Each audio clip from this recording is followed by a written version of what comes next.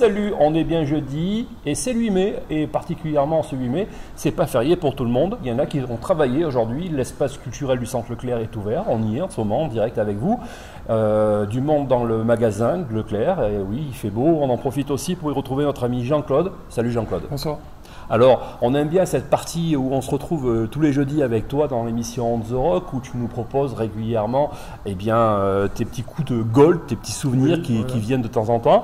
On en profite pour vous signaler que l'espace culturel, le Centre Leclerc de Gap, il y a aussi des livres, et c'est important de le dire parce que le monde du rock est présent dans les livres ici, dans l'espace culturel du Centre Leclerc de Gap.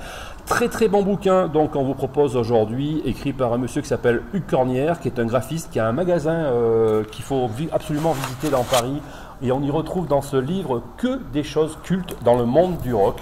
Vous allez voir très très belles photos, des petits trucs que les bons musicaux comme notre ami Ozzy dans On The Rock doit se souvenir et avoir obligatoirement vu une fois dans sa vie ou aimerait bien le retrouver quelque part. En plus, c'est Philippe Manœuvre qui a fait donc l'ouverture de la préface. On vous le conseille, c'est un livre culte, hein, ça porte bien son nom, objet culte du rock qu'on peut trouver donc en l'espace culturel du Centre Leclerc de Gap, qu'il faut absolument avoir dans sa collection. Pour la suite, mon cher Jean-Claude, on a l'habitude de te rencontrer pour nous proposer un goal, ça veut dire un vieux standard à la limite, quelque chose qui est toujours d'actualité quelque part ou qu'on dépoussière de temps en temps avec toi. Alors, actualité, oui, puisque j'ai eu l'idée de ce goal, car la chanteuse du groupe que je vais vous présenter vient de sortir un disque qui s'appelle Lisa and the Lips. Et donc c'est pour ça que j'ai eu l'idée de vous parler de son premier groupe qui s'appelait les Bell Rays. Un groupe qui a débuté au milieu des années 90, un groupe qui vient des carrefours, des faubourgs de Los Angeles. Donc, particularité de ce groupe, c'est que, comme vous allez pouvoir le constater, la chanteuse a une voix vraiment assez extraordinaire, hein, qu'on pourrait comparer un petit peu à celle de Tina Turner.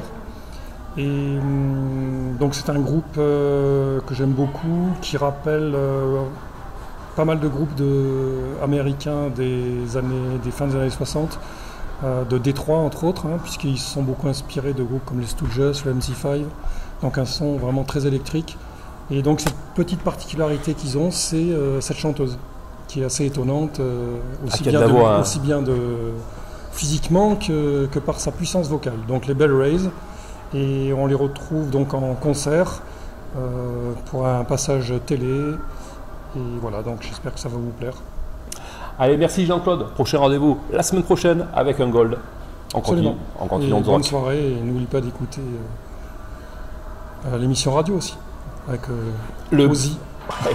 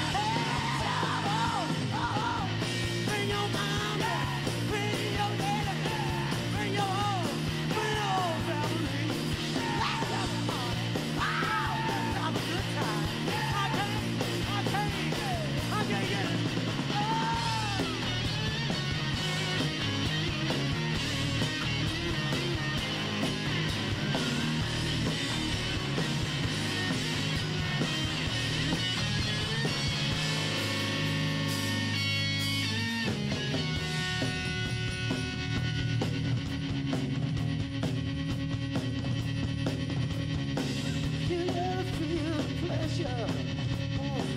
You gotta feel the pain. You gotta live in the movement. We may never get back again. Your job is never that important, and your work will never be done. Oh, you gotta wanna live it all right now. Tomorrow may never, ever, ever. Oh, everybody, this is your time. If you wanna have a good old, hey, have a good time. You gotta wanna keep it deep inside. You gotta want it, yeah.